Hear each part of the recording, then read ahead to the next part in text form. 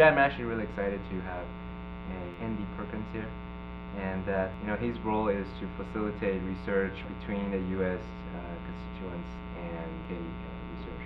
They tend to be local people because we're a lot cheaper than diplomats, right. But more importantly, we know the local environment. I spend 95% of my time in a year working in the Southwest U.S.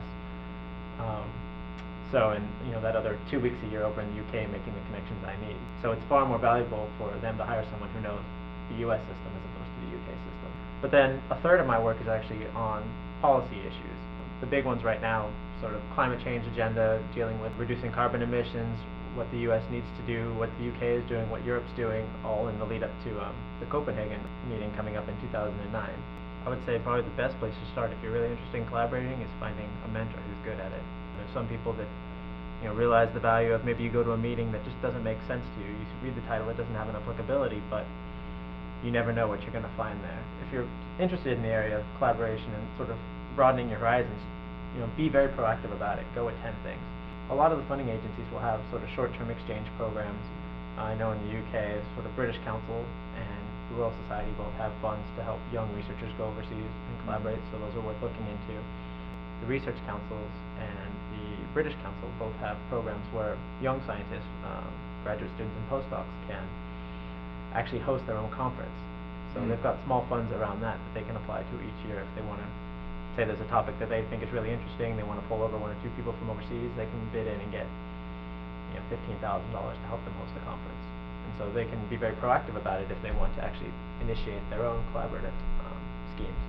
I try and track number of publications that come out of it. I try and track joint funding applied for. Invitations to conferences, as I said, it's really challenging sort of to get the follow-up. So as you're doing the relationship building, the best thing to do is actually to find partners who are going to be your team leads. So whenever I run a project between any group in the UK and the group in the US, I make sure that there's someone on the ground in both sides that are heavily invested in it.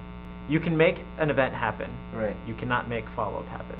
But if you have someone on the inside, who, 2 people that have just sort of a relationship already started, they can be infectious. They can make other people in their groups more outgoing, and they can say, hey, I'm planning a trip over there, can you follow up on this? As long as you have someone on the inside, I would say they work much better. So every time I run an event, I have a calendar that goes out, an electronic calendar that extends ad infinitum. And I just put in a meeting reminder that says every 3 months, call this person. Right. I mean, if I know they're actively writing a paper, I'll follow up every 3 months and say, how is it coming? Have you submitted it? What's going on? Are you submitting for funding?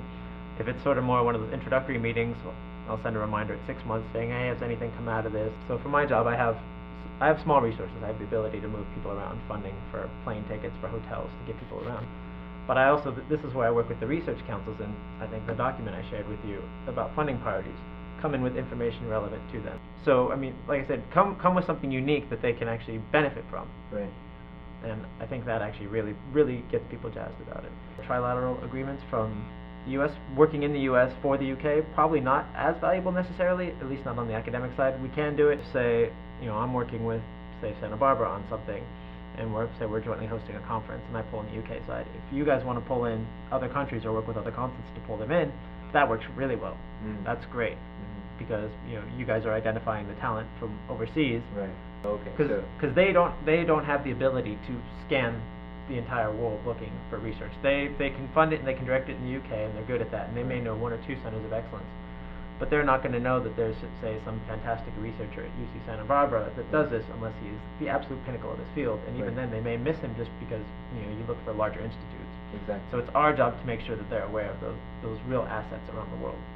Because our jobs are kind of unique, I mean, you each have to figure out the way you're going to do it. And so, like I said, don't force it if you can help it. I mean, every now and again in a job, your boss says, we need to do this, go do it. Yeah. And you do it, but there may not be the momentum afterwards that we were talking about earlier to actually make it happen. So anytime you have the opportunity, make sure that there's that sort of internal momentum to actually carry it forward.